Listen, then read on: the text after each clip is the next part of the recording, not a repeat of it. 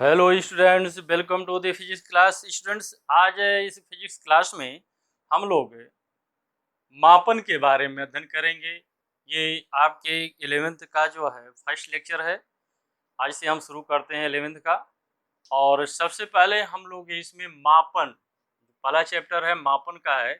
आज हम लोग इस मापन के बारे में अध्ययन करेंगे। स्टूडेंट्स, मापन क्या हो सकता है?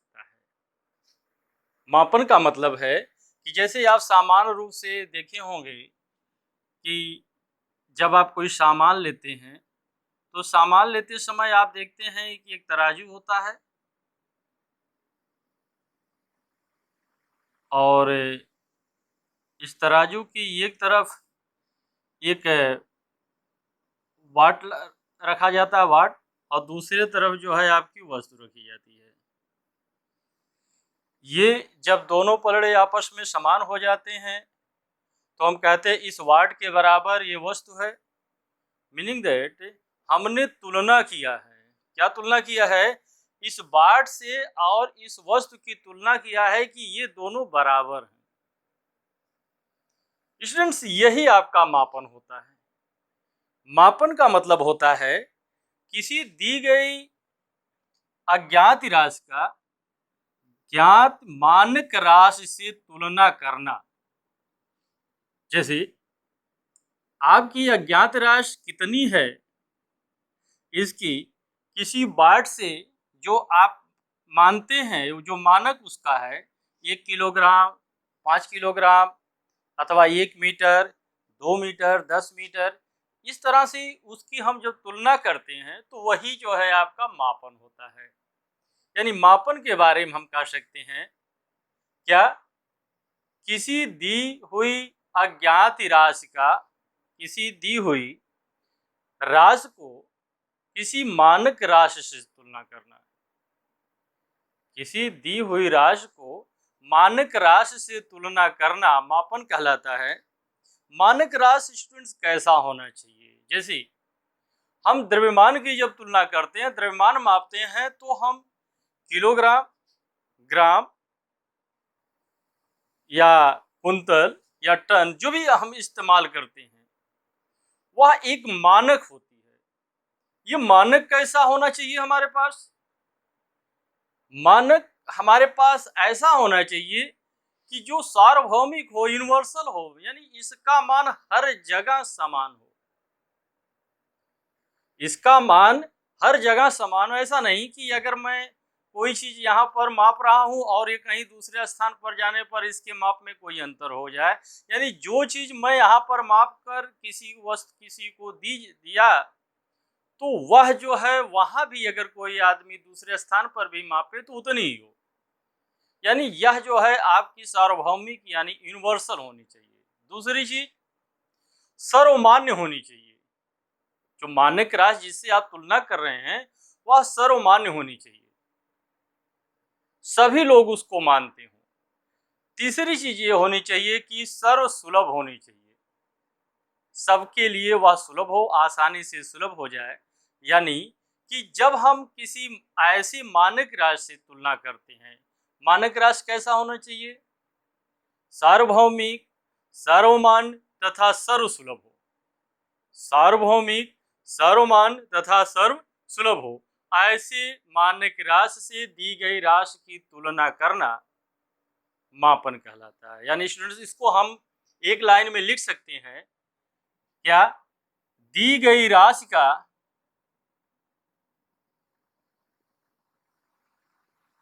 दी गई राशि को या दी गई राशि को किसी मानक राशि से तुलना करना, दी गई राशि को किसी मानक राशि से तुलना करना मापन कहलाता है। मापन कहलाता है। मानक राशि कैसी होनी चाहिए? सार्वभौमिक, सार्वमान्य और सर्व सुलभ होनी चाहिए। स्टूडेंट्स, मापन में दो चीजें होती हैं। जैसे हम बाजार से कोई सब्जी अगर खरीदते हैं तो सपोज कीजिए कि वो है 5 किलोग्राम। 5 किलोग्राम अगर हम कहीं से कुछ खरीदते हैं, कोई सामान खरीदते हैं, तो इसमें दो चीज व्यक्त करता है। क्या कि ये जो है, एक इसका जो आंकिक मान है, जो नंबर लिखा गया है, यह इसके आंकिक मान को बताता है, और ये जो किलोग्राम है ये इसके मात्रक को बताता है। ये बताता है कि 1 किलोग्राम के बाट में 5 बार सम्मिलित है, यानी एक किलोग्राम से अगर एक किलोग्राम इसको तौला जाए तो 5 बार तौलेंगे तो 5 किलोग्राम होगा। यानी ये आपके मापन में दो बातों का होना निश्चित होता है, दो बातों का होना अनिवार्य है, या हम कह सकते हैं कि इसमें दो बातें स्पष्ट रूप से होती हैं। क्या? एक आंकिक मान, दूसरा उसका मात्रक। आंकिक मान माप के परिमाण को व्यक्त करता है, जबकि आंकिक मान जो माप के परिमाण को व्यक्त करता है, जबकि मात्रक वह मानक राशि है जिसमें उस वस्तु को मापा गया है, यानी जिसमें वस्तु मापी जाती है उसी को हम मात्रक कहते हैं। जिसमें वस्तु मापी जाती है उसी को हम मात्रक कहते हैं। यानी हम इसको इस तरह भी लिख सकते हैं। क्या? मापन में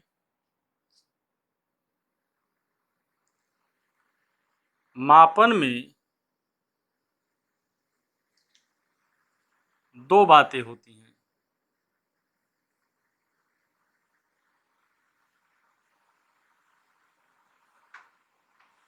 नंबर एक, आंकिक मान,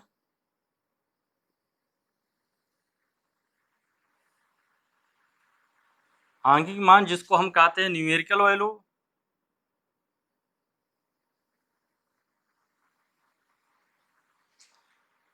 ये क्या होता है?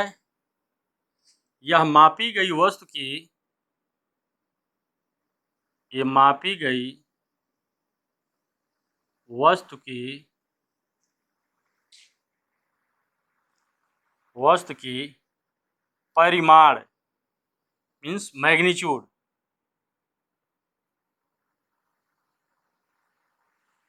मापी गई वस्तु के परिमाण को व्यक्त करता है।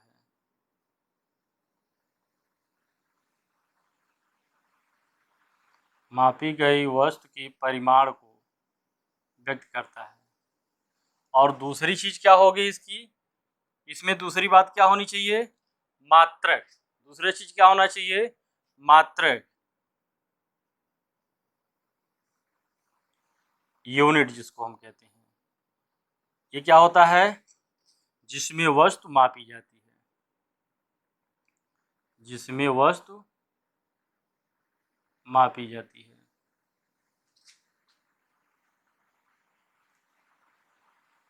यानी मात्रक क्या है? यह मानक राशि, स्टैंडर्ड क्वांटिटी, जिसमें हम वस्तु को मापते हैं उसी को हम मात्रक कहते हैं। ये मात्रक कैसा होना चाहिए? वही सार्वभौमिक, सार्वमान एवं सर्व सुलभ होना चाहिए। स्टूडेंट्स को नोट कर लें, पास करके नोट करिएगा। अब एक चीज हम यहां पर ध्यान दें कि मापन में जो आंकिक मान है और मात्रक में क्या संबंध है, इस पर ध्यान दें कि मापन में जो आंकिक मान है और मात्रक, उसमें क्या संबंध है। जैसे हम लिखते हैं 5 किलोग्राम, और इसको हम अगर ग्राम में बदल लें तो सिंपली आप जानते हैं कि हो जाएगा 5000 ग्राम। यहां देखिए, यहां आंकिक मान जब कम था तो मात्रक बड़ा था, आंकिक मान कम था तो मात्रक क्या है? बड़ा था। और आंकिक मान जैसे ही बढ़ गया मात्रक कम हो गया, मात्रक छोटा हो गया। आंकिक मान जैसे कम था तो मात्रक बड़ा था, और आंकिक मान उसी राशि को, उसी मापन में अगर हम इसके आंकिक मान को बढ़ा देते हैं, सेम वही वस्तु है, लिखने में उसके अगर आंकिक मान को बढ़ा देते हैं तो मात्रक छोटा हो जाता है। मीनिंग दैट एक बढ़ता है तो दूसरा घटता है। इसका अर्थ ये होगा कि आंकिक मान मात्रक के व्युत्क्रमानुपाती होता है। लिख लेंगे इसको। इसका मतलब क्या है? किसी मापन में, आगे लिखेंगे, मापन में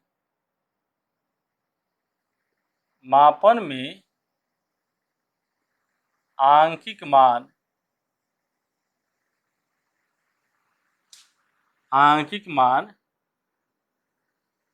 मात्रक की व्युत्क्रमानुपाती होता है। आंकिक मान मात्रक के व्युत्क्रमानुपाती होता है। यदि किसी मापन में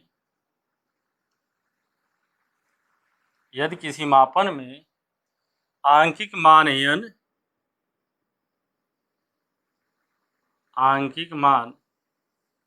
n तथा मात्रक u हो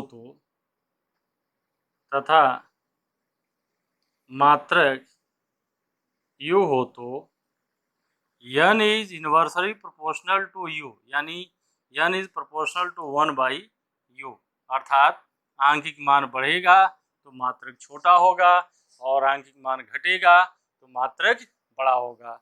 इसी तरह से यदि हम मान लें कि एक आंकिक मान n1 है और यूनिट u1 है, तो ये हो जाएगा आपका n1 प्रोपोर्शनल टू 1/u1, और वही मात्रक अगर इसका आंकिक मान n2 हो गया, ये हो गया ये प्रोपोर्शनल टू 1/u2 हो जाएगा।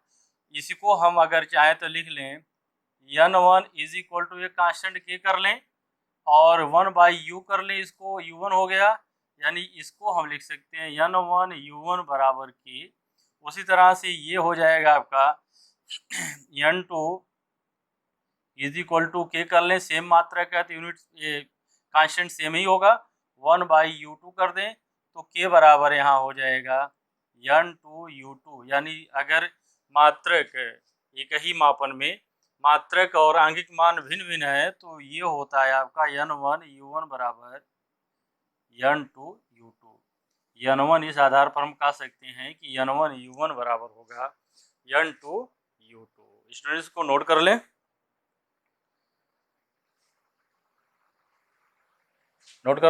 मिटा दें इसको। चलिए स्टूडेंट्स, हम मापन करते किसका है? हम मापन जो है किसका करते हैं? तो इसका उत्तर होगा राशियों का। लेकिन क्या सभी राशियों का हम मापन करते हैं? नहीं, केवल हम भौतिक राशियों का मापन करते हैं। केवल हम भौतिक राशियों का मापन करते हैं। तो ये भौतिक राशियां क्या होती? तो सबसे पहले हम हेडिंग देंगे भौतिक राशियां। भौतिक राशियां, फिजिकल क्वांटिटीज। Physical quantities. भौतिक राशियां क्या है? ऐसी समस्त राशियां जिनको हम एक संख्या के द्वारा व्यक्त कर सकें।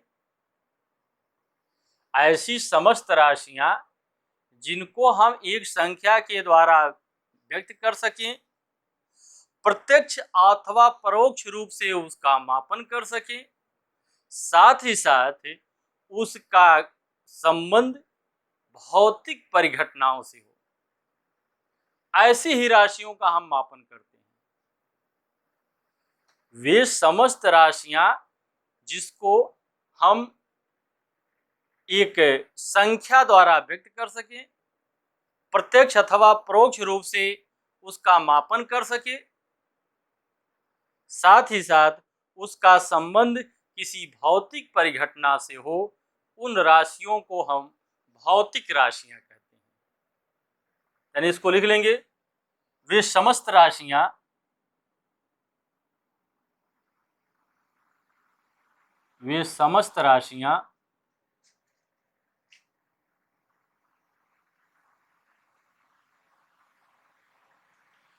जिनका संबंध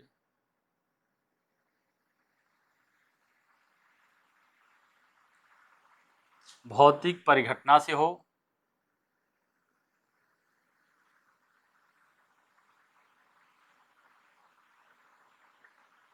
जिसका संबंध भौतिक परिघटना से हो, जिन्हें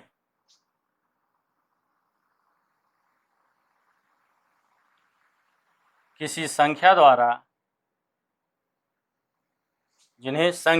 या किसी संख्या द्वारा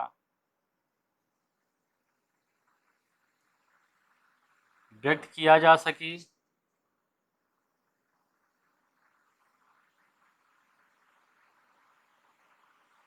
तथा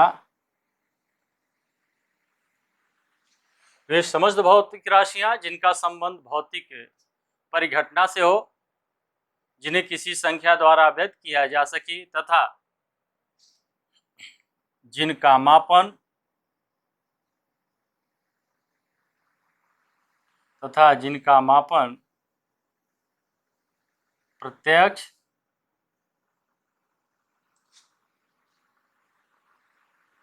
प्रत्यक्ष या अप्रत्यक्ष जिनका मापन प्रत्यक्ष या अप्रत्यक्ष रूप से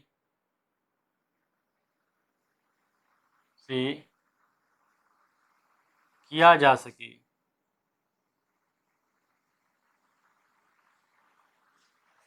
जिनका मापन प्रत्यक्ष या अप्रत्यक्ष रूप से किया जा सके, भौतिक राशियां कहलाती हैं।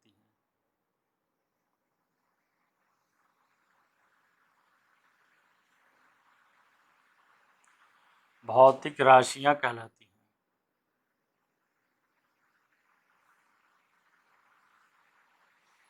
वे समस्त राशियां जिनका संबंध भौतिक परिघटना से हो, जिन्हें किसी संख्या द्वारा व्यक्त किया जा सके तथा जिनका मापन प्रत्यक्ष या अप्रत्यक्ष रूप से किया जा सके, भौतिक राशियां कहलाती हैं। स्टूडेंट्स, बहुत सारी भौतिक राशियां हैं, जैसे द्रव्यमान हुआ, समय हुआ, चाल हुआ, बल हुआ, ऊर्जा हुई, इस तरह से तमाम भौतिक राशियां हैं।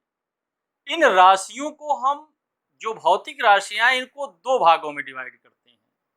यानी हम कह सकते हैं कि समस्त भौतिक राशियां दो प्रकार की होती हैं। अगर हम हेडिंग देना चाहें लिख सकते हैं भौतिक राशियों के प्रकार, तो लिखेंगे भौतिक राशियां दो प्रकार की होती हैं। आगे बढ़ा लेंगे इसमें, भौतिक राशियां दो प्रकार की होती हैं।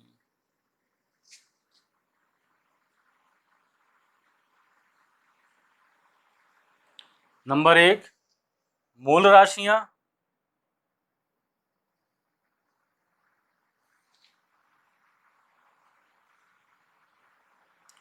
जिसको कहते हैं फंडामेंटल क्वांटिटीज।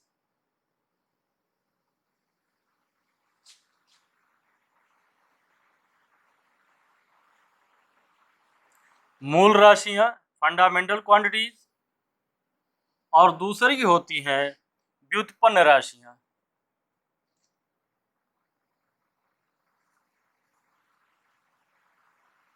व्युत्पन्न राशियां डेराइव्ड क्वांटिटीज।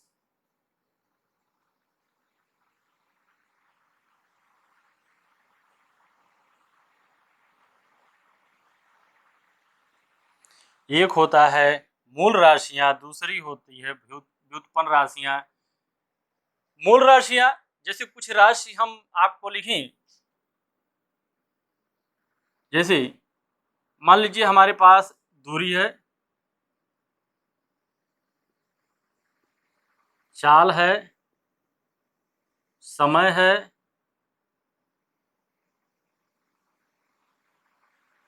बल है, द्रव्यमान है। इन सब राशियों पर थोड़ा सा ध्यान दें। हम क्या दूरी को किसी अन्य राशियों के रूप में व्यक्त कर सकते हैं?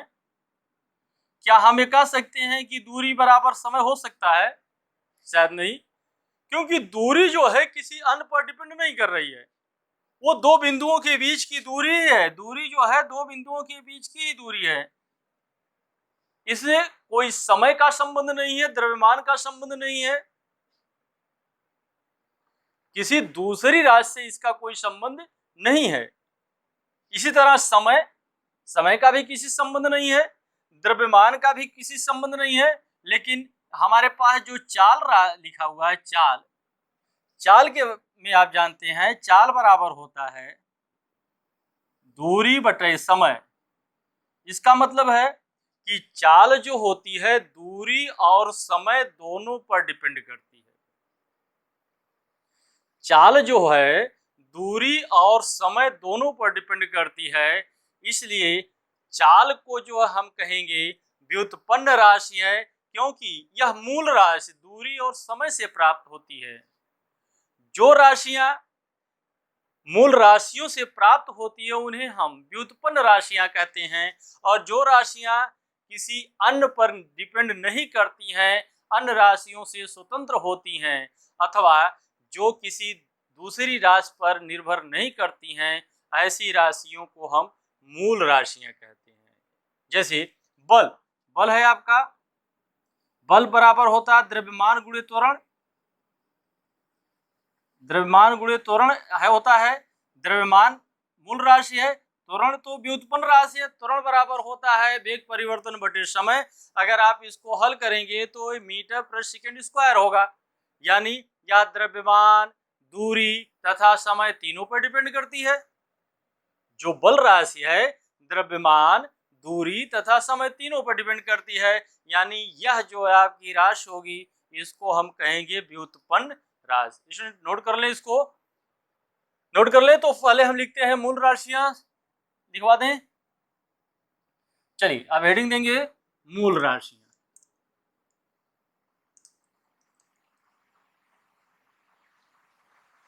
अगली हेडिंग देंगे मूल राशियां।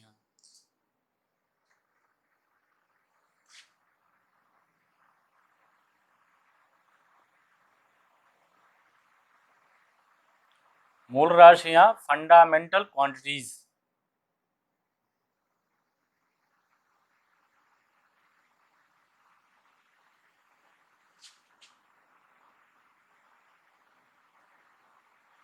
फंडामेंटल क्वांटिटीज मूल राशियां क्या हैं लिख लेंगे इसमें। वे भौतिक राशियां, वे भौतिक राशियां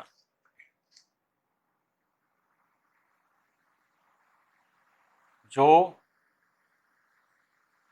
एक दूसरे पर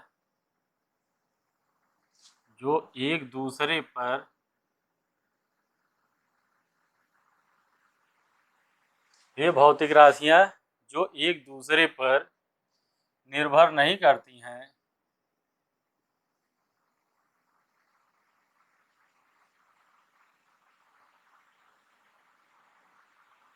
वे भौतिक राशियां जो एक दूसरे पर निर्भर नहीं करती हैं मूल राशियां कहलाती हैं। मूल राशियां कहलाती हैं।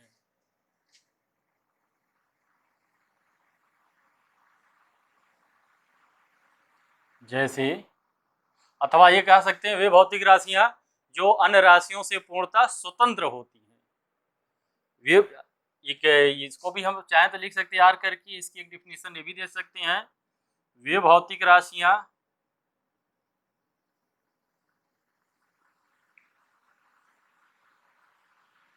जो अन्य राशियों से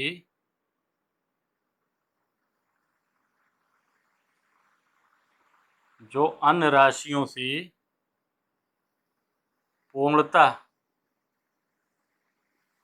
स्वतंत्र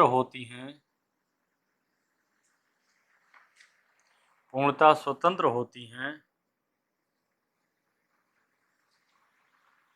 मूल राशियां कहलाती हैं।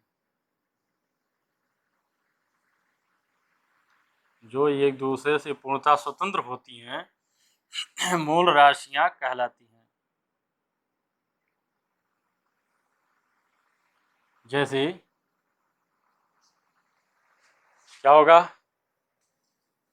द्रव्यमान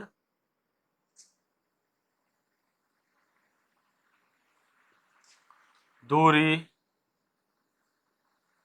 समय, ये मैकेनिक्स की है मूल राशियां हैं। द्रव्यमान दूरी समय, और थर्मोडायनेमिक्स में मिलेगा हमको ताप, और इलेक्ट्रोस्टैटिक्स में जब हम पढ़ेंगे इलेक्ट्रोडायनेमिक्स तो उसमें मिलेगा विद्युत धारा।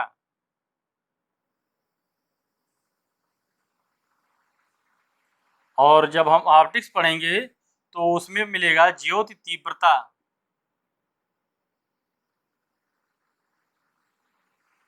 और केमिस्ट्री में एक मात्रक होता राशि होती है पदार्थ की मात्रा, जिसका मात्रक मोल होता है।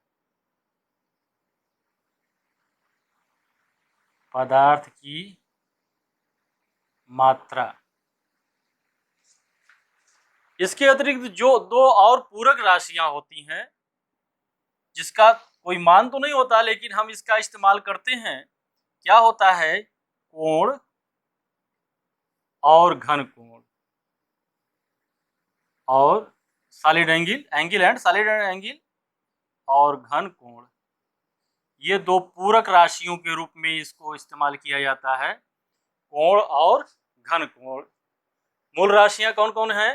द्रव्यमान दूरी समय, ताप विद्युत धारा जो तीव्रता पदार्थ की मात्रा, और दो पूरक राशियां हैं कोण और घन कोण। इस तरह कुल कितनी राशियां हो गई? 1 2 3 4 5 6 7, और ये दो पूरक राशियों को लेकर के कुल 9 मूल राशियां हैं। स्टूडेंट्स, पूरे भौतिक शास्त्र में आप जब पढ़ेंगे तो ये कुल 9 राशियों के बारे में, यही 9 फंडामेंटल यूनिट्स, फंडामेंटल क्वांटिटीज हैं, इन्हीं के बारे में हम इन्हीं का इस्तेमाल करके पूरी भौतिक विज्ञान को हम पढ़ेंगे। सिर्फ इन्हीं मूल राशियों का ही हम उपयोग करेंगे। दूसरी चीज, इसको नोट कर लें तो फिर मैं लिखाता हूं व्युत्पन्न राशियां, पॉज करके नोट करिएगा। अगली हेडिंग देंगे व्युत्पन्न राशियां।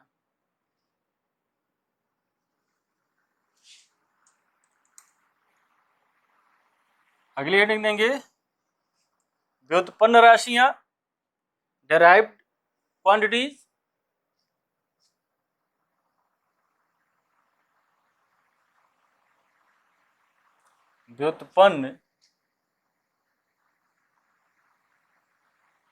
व्युत्पन्न राशियां,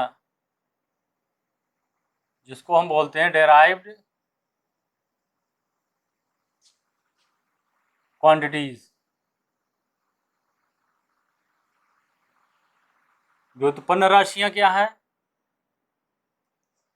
मूल राशियों से प्राप्त राशियों को, मूल राशियों से प्राप्त राशियों को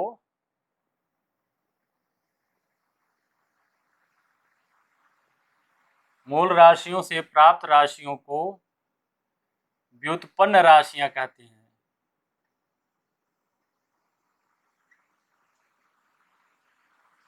व्युत्पन्न राशियां कहते हैं। मूल राशियों से प्राप्त राशियों को व्युत्पन्न राशियां कहते हैं।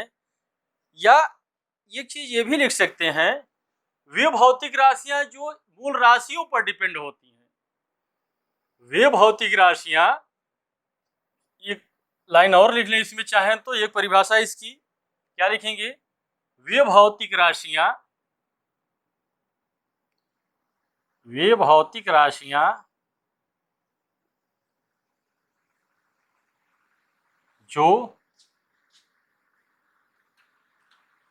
मूल राशियों पर डिपेंड होती हैं, जो मूल राशियों पर निर्भर करती हैं, जो मूल राशियों पर निर्भर करती हैं, वे भौतिक राशियां जो मूल राशियों पर निर्भर करती हैं व्युत्पन्न राशियां कहलाती हैं। .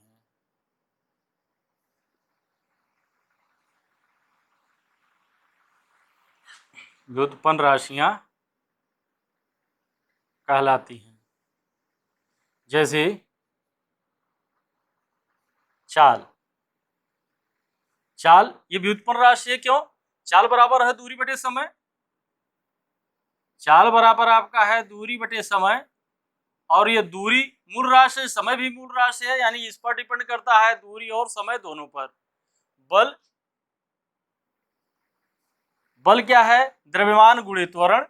अगर इसको आप देखें तो ये होता है द्रव्यमान गुणे त्वरण होगा, और त्वरण होता है ये है वेग बटे समय होगा। अगर इसको निकालें तो ये होगा द्रव्यमान गुणे वेग परिवर्तन बटे समय, या ये कह देंगे द्रव्यमान गुणे दूरी बटे समय होता है इसमें, ये समय का स्क्वायर हो जाएगा।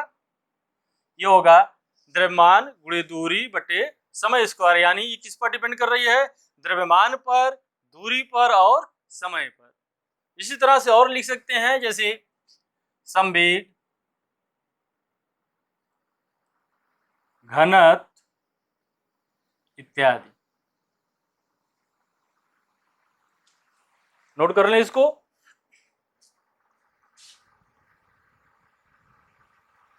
नोट कर लिया? चलिए अब इसके बाद हम देखते हैं मात्रक। ये मूल राशियां हो गई आपकी। अब देखते हैं मात्रक।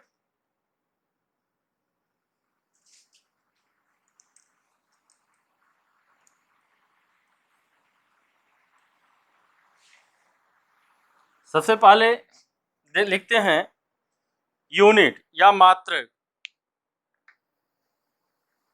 लिखेंगे मात्रक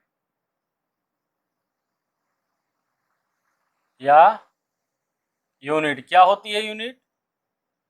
सिंपल, क्या लिखें यूनिट को? जिसमें वह मानक राशि जिसमें कोई भौतिक राशि मापी जाती है उसे मात्रक कहते हैं। लिखेंगे वह मानक राशि, वह मानक राशि जिसमें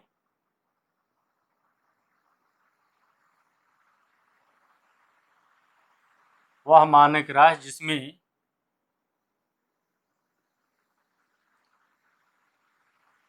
कोई राशि मापी जाती है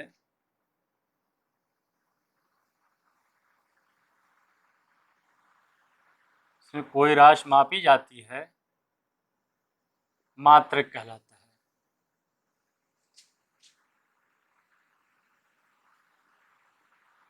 मात्रक कहलाता है।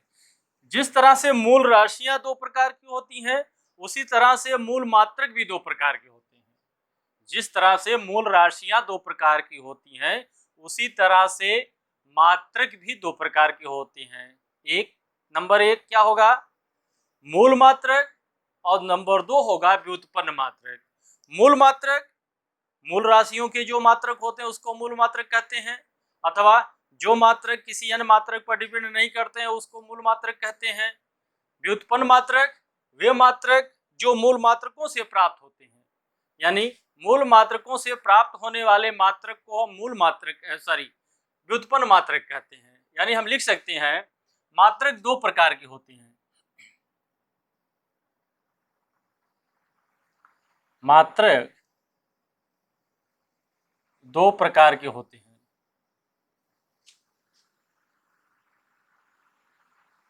मात्रक दो प्रकार के होते हैं। नंबर एक मूल मात्रक,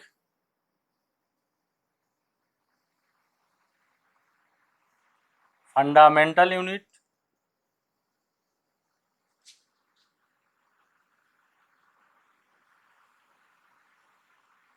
इसमें क्या लिखेंगे? मूल राशियों के मात्रक को मूल मात्रक कहते हैं। मूल राशियों के मात्रक को मूल राशियों के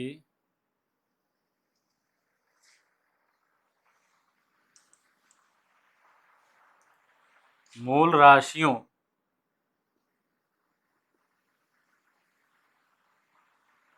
के मात्रक को मूल राशियों के मात्रकों को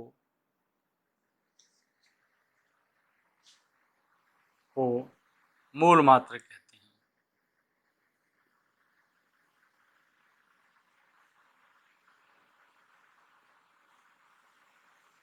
अथवा वे मात्रक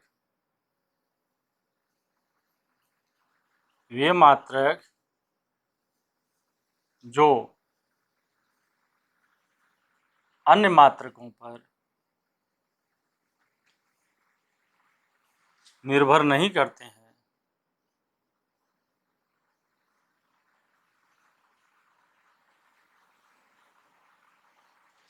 हैं मूल मात्रक कहलाते हैं।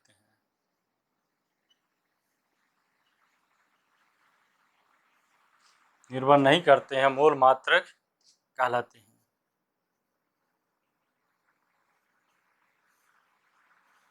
मूल मात्रक क्या क्या हो सकते हैं? जैसे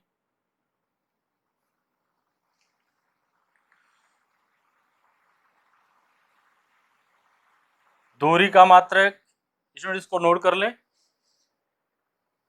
तो कुछ मूल मात्रक लिखाएं हम आपको, पास करके नोट करिएगा। आगे लिखेंगे जैसे हम क्या करें, इसको मूल राशियां और उनके मात्रक किस रूप में लिख दें ताकि ये भी स्पष्ट रहे। जैसे यहां लिख लें मूल राशियां और उनके मूल मात्रक यहां लिख लें।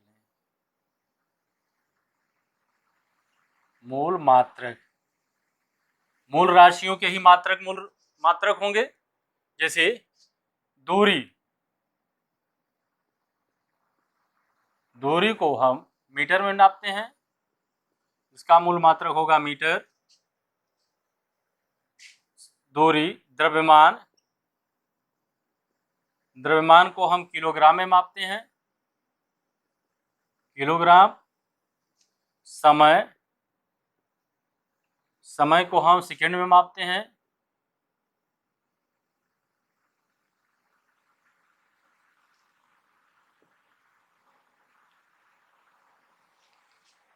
दूरी, द्रव्यमान, समय, ताप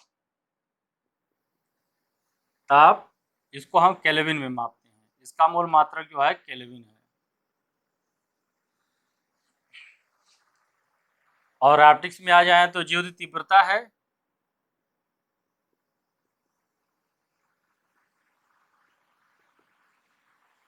ज्योति तीव्रता इसका मात्रक होता है इसका मात्रक है कैंडिला।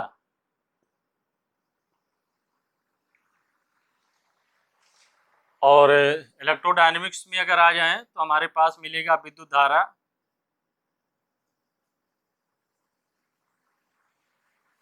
विद्युत धारा इसका जो मूल मात्रक है एम्पियर है।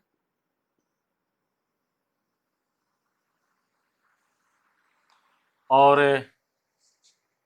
पदार्थ की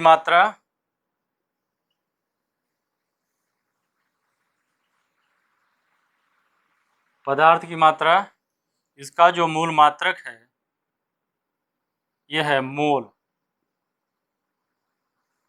केमिस्ट्री का है, इसका मूल मात्रक जो है मोल है। और इसके अतिरिक्त दो पूरक राशियां हैं, उनके भी मात्रक हैं। जैसे कोण का मात्रक होता है रेडियन, और घन कोण, सॉलिड एंगल जिसको बोलते हैं, घन कोण, इसका मात्रक होता है स्टेरेडियन। इसका मात्रक है स्टेरेडियन। इस प्रकार 7 मूल राशियों के मात्रक तथा 2 मूल राशियों के मात्रक मिलकर के कुल 9 मूल मात्रक बनाते हैं। स्टूडेंट्स, इसमें एक चीज आपको शंका हो रही होगी बराबर, जैसे हम पूछते हैं दूरी का मात्रक क्या है। अगर हम पूछे किसी से कि दूरी का मात्रक क्या है तो वो बता देगा कि मीटर है, लेकिन एक स्टूडेंट ये भी बता सकता है कि सेंटीमीटर है, दूसरा ये भी बता सकता है कि किलोमीटर है। सब तो दूरी नापी जाती है, किलोमीटर से भी दूरी नापी जाती है, सेंटीमीटर से भी नापी जाती है और मीटर से भी मापी जाती है। इसमें हमारे जो मात्रक की पद्धतियां हैं, 3 पद्धतियां होती हैं। ध्यान दें, पहले ये हेडिंग यहां भी लिख सकते हैं, मात्रकों की पद्धतियां, इसको शायद आपको मालूम होगा। मात्रकों की पद्धतियां, मात्रकों की 3 पद्धतियां हैं। एक है आपका यम के यस पद्धति, यम के यस सिस्टम, इसको कहते हैं सिस्टम ऑफ यूनिट्स। दूसरा होता है आपका सीजीएस सिस्टम, सीजीएस सिस्टम, और तीसरा होता है एफपीएस सिस्टम। मात्रकों की 3 पद्धतियां हैं, यम के यस, सीजीएस और एफपीएस। ये क्या है? मात्रक की जो पद्धति है यम के यस, इसमें दूरी को मीटर में, द्रव्यमान को किलोग्राम में और समय को सेकंड में मापते हैं। ध्यान दें, इसमें दूरी को मीटर में, द्रव्यमान को किलोग्राम में और समय को सेकंड में मापते हैं। और इस पद्धति में दूरी को सेंटीमीटर में और द्रव्यमान को ग्राम में, समय को सेकंड में मापते हैं। और इसमें जो है दूरी को फुट में, द्रव्यमान को पाउंड में और समय को सेकंड में मापते हैं। इसका मतलब है कि अगर कोई ये आपसे पूछे कि दूरी का मात्रक क्या है, तो आप उससे एक बार ये पूछ सकते हैं कि हम इसको किस पद्धति में बताएं, हम इसको किस पद्धति में बताएं, यम के एस, सीजीएस अथवा एफपीएस में बताएं। अगर वो कहता है कि यम के एस में बताइए, तो आप दूरी का जो मात्रक बताएंगे वह जो है मीटर बताएंगे, द्रव्यमान का किलोग्राम बताएंगे, समय का सेकंड बताएंगे। लेकिन अगर वो सीजीएस सिस्टम में बात करता है तो आप उसको दूरी को सेंटीमीटर में, द्रव्यमान को ग्राम में और समय को सेकंड में बताएंगे। स्टूडेंट्स, पूरे विश्व समुदाय में ये तीनों पद्धतियां जो है भिन्न भिन्न देशों में आज भी प्रचलित हैं। भिन्न भिन्न देशों में ये पद्धतियां प्रचलित हैं, लेकिन हमारे यहाँ ज्यादातर जो पद्धति है यम के यस पद्धति प्रचलित है। फिर भी पूरे विश्व समुदाय में मात्रकों की समानता के लिए, मापन के समानता के लिए एक स्टैंडर्ड यूनिट सिस्टम को मान्यता प्राप्त की गई है, अथवा एक स्टैंडर्ड यूनिट सिस्टम को अपनाया गया है, जिसको हम कहते हैं मात्रकों की एसआई पद्धति। इसको बोलते हैं मात्रकों की एसआई पद्धति, यानी एसआई यूनिट सिस्टम। ये आपका एसआई यूनिट सिस्टम, इसको बोलते हैं SI unit system. SI unit system standard international unit system, इसको हम कह सकते हैं अंतरराष्ट्रीय पद्धति है। ये मात्रकों की अंतरराष्ट्रीय पद्धति है या सभी देशों द्वारा मान्यता प्राप्त है। इसके अंतर्गत स्टूडेंट ध्यान दें, इसके अंतर्गत यम के यस पद्धति ही आती है। जो आपके मात्रकों की एसआई पद्धति है, एसआई यूनिट सिस्टम है, इसके अंतर्गत यम के यस पद्धति आती है। यह अंतरराष्ट्रीय स्तर पर मान्यता प्राप्त है। इसमें कौन कौन से मात्रक आते हैं, तो आप इसको लिख सकते हैं। जैसे हमने मूल राशियों के मात्रक लिखे हैं, तो ये सारी पद्धति, ये सारी मूल राशियां और इनके मात्रक एसआई सिस्टम के ही हैं। यानी दूरी को इसमें एसआई पद्धति में, दूरी को मीटर में, द्रव्यमान को किलोग्राम में, समय को सेकंड में, ताप को केल्विन में, ज्योत तीव्रता को कैंडिला में, विद्युत धारा को एम्पियर में, पदार्थ की मात्रा को मोल में नापते हैं। साथ ही साथ दो पूरक राशियों के मात्रक कोण और घन कोण, जिसके मात्रक क्रमशः रेडियन और स्टेरेडियन होते हैं। इस प्रकार SI यूनिट सिस्टम में कुल 9 मूल राशियों के मात्रक हैं, जिसमें 7 मूल राशियों के मात्रक हैं तथा 2 पूरक राशियों के मात्रक हैं। स्टूडेंट इसको नोट कर लें, तो व्युत्पन्न मात्रक बताएं।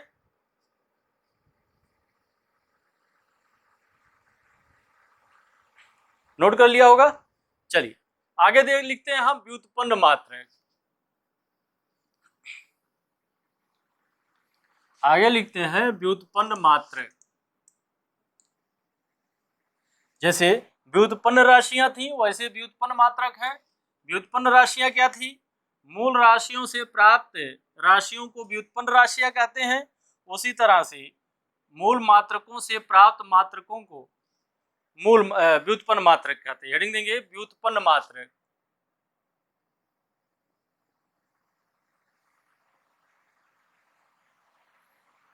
व्युत्पन्न मात्रक या डेराइव्ड यूनिट,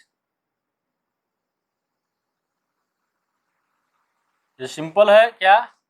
मूल राशियों के मूल मात्रकों से प्राप्त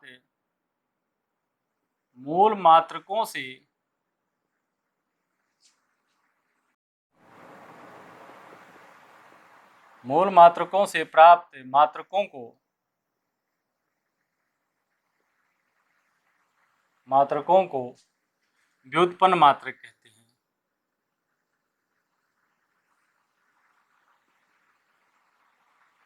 मूल मात्रकों से प्राप्त मात्रकों को व्युत्पन्न मात्रक कहते हैं। जैसे स्टूडेंट्स, ये व्युत्पन्न मात्रक पढ़ने के बाद आपको किसी भी राशि का मात्रक लिखना आ जाएगा। अगर ध्यान से आप देखेंगे तो किसी भी राशि का आप मात्रक रटेंगे नहीं, बल्कि उससे देख करके निकाल करके आप निश्चित रूप से जो भी राशि आप जानेंगे उसका मात्रक आप निकाल सकते हैं। जैसे हम एक सिंपल से शुरू करते हैं और अब तक जितने फार्मूले आप पढ़े हैं कक्षा 6, 7, 8 या 9, 10 तक जितने भी फार्मूले पढ़े हैं सबका हम मात्रक निकालने की कोशिश करेंगे। ध्यान दें, जैसे आप क्षेत्रफल जानते हैं।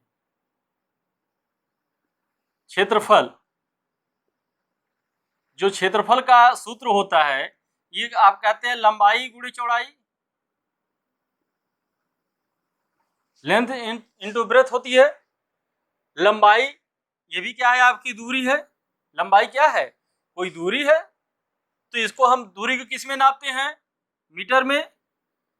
और चौड़ाई भी दूरी है, इसको भी किस में नापते हैं? मीटर में। यानी इसका जो मात्रक हो जाएगा इसको लिखेंगे मीटर गुणे मीटर या मीटर घाते 2, जिसको वर्ग मीटर कहते हैं। आप जानते हैं क्षेत्रफल का मात्रक वर्ग मीटर होता है। यम के एस पद्धति में क्षेत्रफल का मात्रक वर्ग मीटर होता है। इसी तरह से आयतन को आप अगर आयतन किसी घनाभ के आयतन या घन के आयतन की बात करते हैं तो आप लिखते हैं लंबाई गुणे चौड़ाई गुणे ऊंचाई। लंबाई आपकी दूरी है, दूरी को भी हम मीटर में नापेंगे। चौड़ाई भी आपकी दूरी है तो इसको भी मीटर में नापेंगे। ऊंचाई भी दूरी है तो इसको भी मीटर में नापेंगे। यानी ये हो जाएगा मीटर घाते 3, जिसको आप कहते हैं घन मीटर।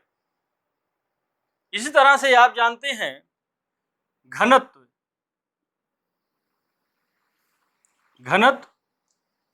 एकांक आयतन में उपस्थित पदार्थ की मात्रा, यानी घनत्व बराबर होता है, सूत्र आपको याद होगा, द्रव्यमान बटे आयतन। डी बाई बराबर होता है एम बाई वी। इससे भी याद कर सकते हैं अगर रटना चाहें तो। प्रति एकांक आयतन में उपस्थित पदार्थ की मात्रा है, द्रव्यमान बटे आयतन। द्रव्यमान किस में नापते हैं स्टूडेंट? किलोग्राम में। और आयतन के लिए हमने यहाँ घन मीटर लिखा है, लेकिन अगर आपको आयतन ना मालूम हो तब भी इसी फार्मूले से लंबाई गुणे चौड़ाई गुणे ऊंचाई से आप निकाल सकते हैं। यानी ये होगा मीटर घाते 3। अगर आप निकालना चाहेंगे तो आयतन का मात्रक आप निकाल सकते हैं। यानी ये हो जाएगा किलोग्राम, इसको बोलते हैं प्रति घन मीटर, प्रति घन मीटर। स्टूडेंट्स इसको इस तरह भी लिखते हैं, आप ध्यान दें इसको। अब आपको ऐसे भी मिलेगा किलोग्राम मीटर घाते ऋण 3। ये भी वही चीज है, ये मीटर जो है जब ऊपर जाएगा बटे के साथ, बटे से ऊपर जब जाएगा तो इसकी घात माइनस हो जाएगी, यानी किलोग्राम मीटर घाते ऋण 3, या इसी को कहते हैं किलोग्राम प्रति घन मीटर। जो इसको नोट कर ले, नोट कर ले। चलिए अब कुछ मात्रक और मैं व्युत्पन्न मात्रक लिखाऊं, आपको बताओ। जैसे चाल, चाल क्या होता है? चाल की डिफिनीशन स्पीड,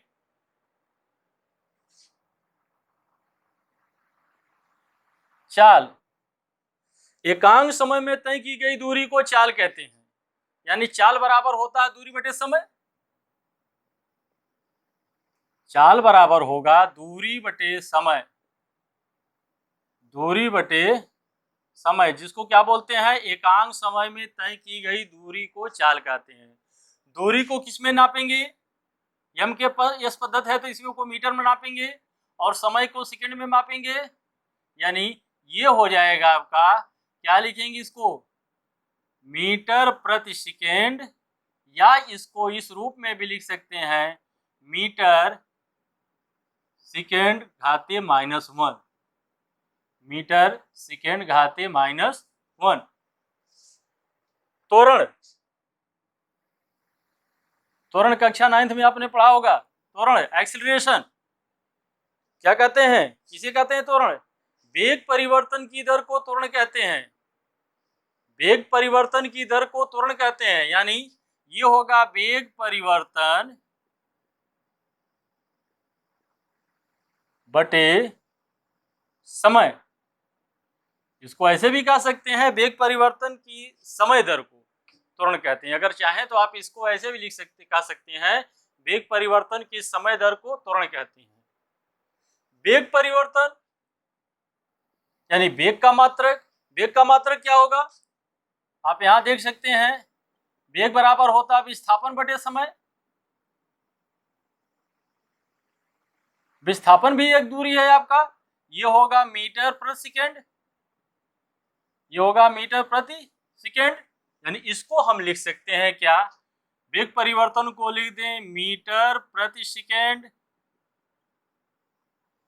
और नीचे समय दिया ही है, ये होगा आपका सेकेंड, यानी इसको लिख देंगे मीटर बटे सेकेंड, नीचे कर दें तो सेकेंड इंटू सेकेंड बराबर होगा मीटर प्रति, मीटर बटे सेकेंड स्क्वायर, एक सेकेंड में दोनों घात हो जाएगी 2, तो या इसको कहेंगे मीटर प्रति सेकेंड स्क्वायर, मीटर पर सेकेंड स्क्वायर, या इसी को ऐसे भी लिख सकते हैं metre second power -2, metre second power -2।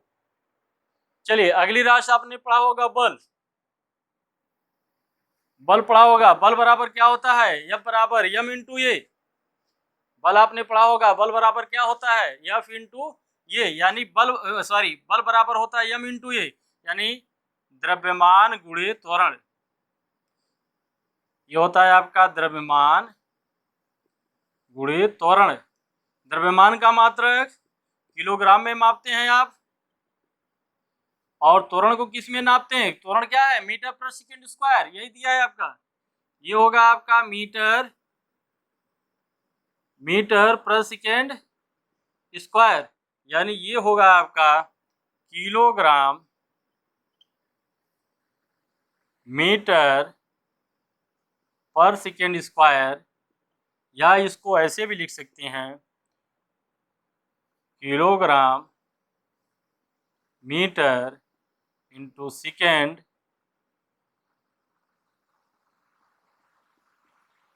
Power -2। बल के बाद आपने पढ़ा होगा संवेग, उसी चैप्टर में आपने पढ़ा होगा संवेग।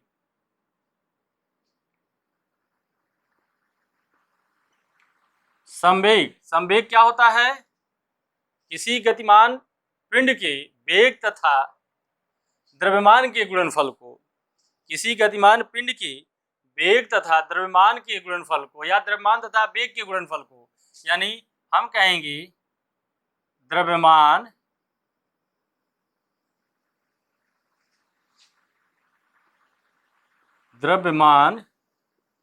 गुणे वेग, द्रव्यमान तथा वेग के गुणनफल को संवेग कहते हैं। द्रव्यमान को किस में मापेंगे? किलोग्राम में, और वेग को, वेग का मात्रक भी हमने निकाला था मीटर प्रति सेकेंड, मीटर प्रति सेकेंड, यानी ये होगा मीटर प्रति सेकेंड, यानी संवेग का मात्रक हो जाएगा किलोग्राम मीटर प्रति सेकेंड, या इसको ऐसे भी लिख सकते हैं किलोग्राम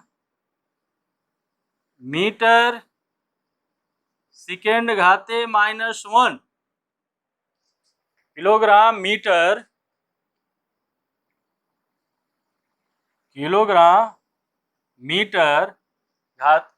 सेकेंड घाते -1।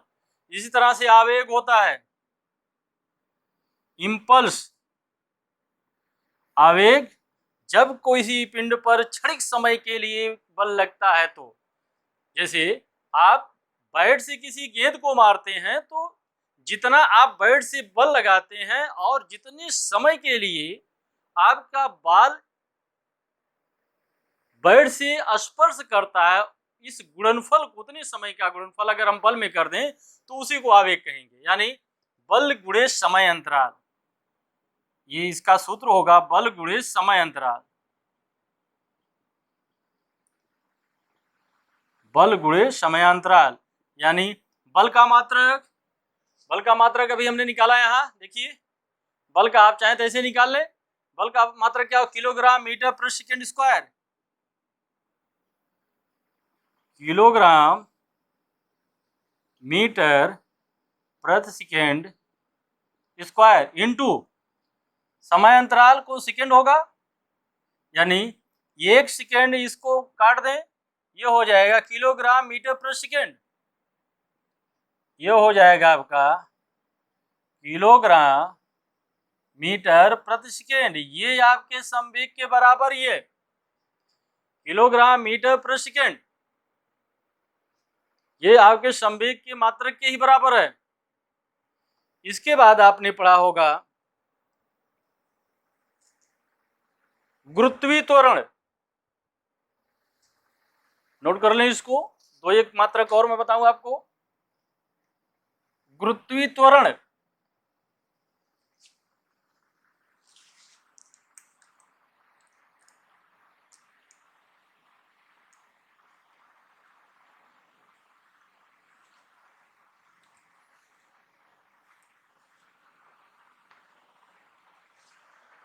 गुरुत्वीय त्वरण जी,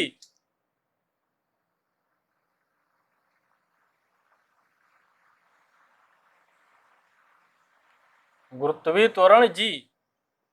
स्टूडेंट्स, ये त्वरण है, त्वरण का मात्रक कहीं भी रहेगा तो वही रहेगा क्या? मीटर पर second square.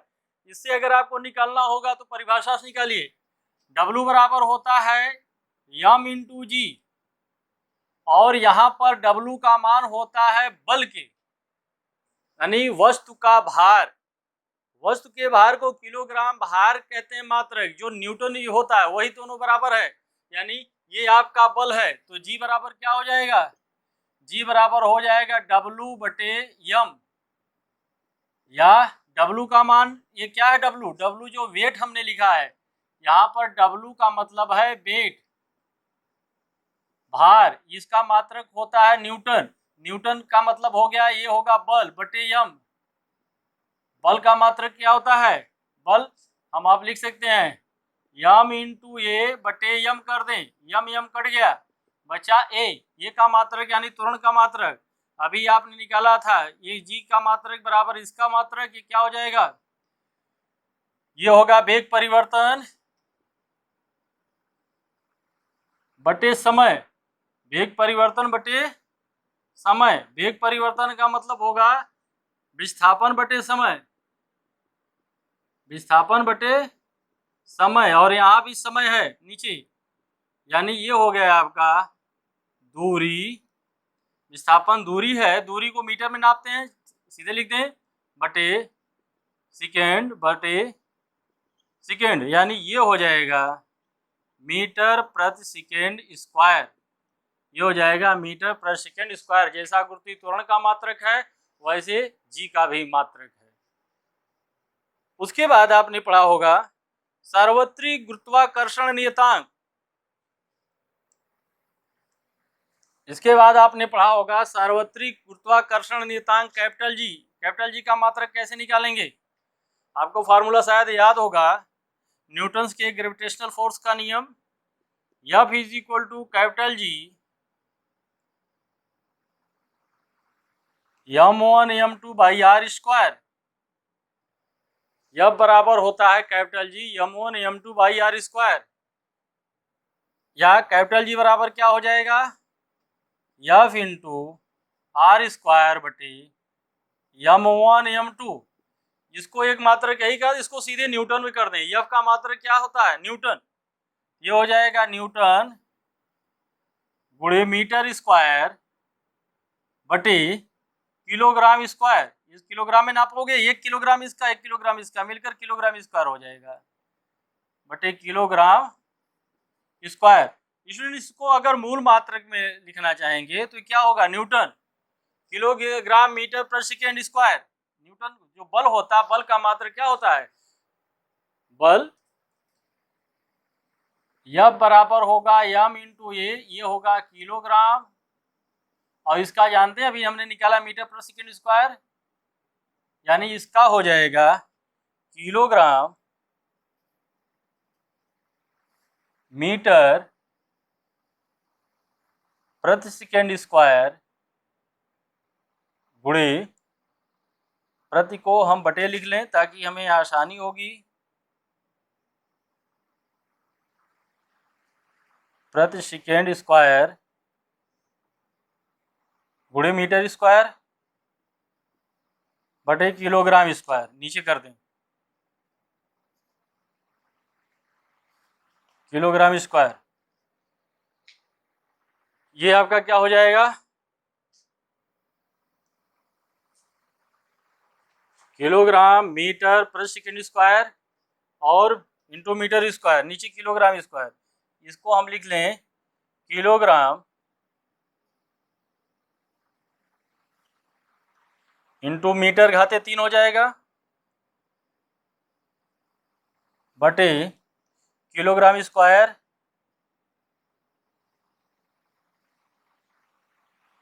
Into second square, या यही 1 किलोग्राम ऐसे काट दें, ये कट जाएगा। ये हो जाएगा आपका मीटर घाते 3 बटे किलोग्राम सेकेंड स्क्वायर,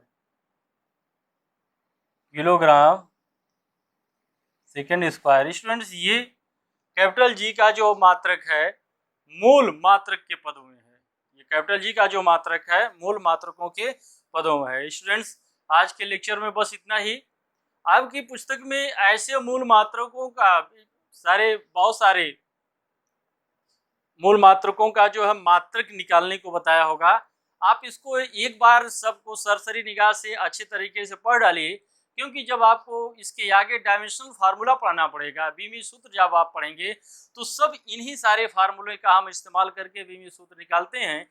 इसलिए एक बार इसको बहुत अच्छी तरह से अध्ययन करते रहिएगा, और आगे अपने की पुस्तक में जो सवाल इस पर दिए गए उसको लगाते रहिए, अध्ययन करते रहिए। Best of luck.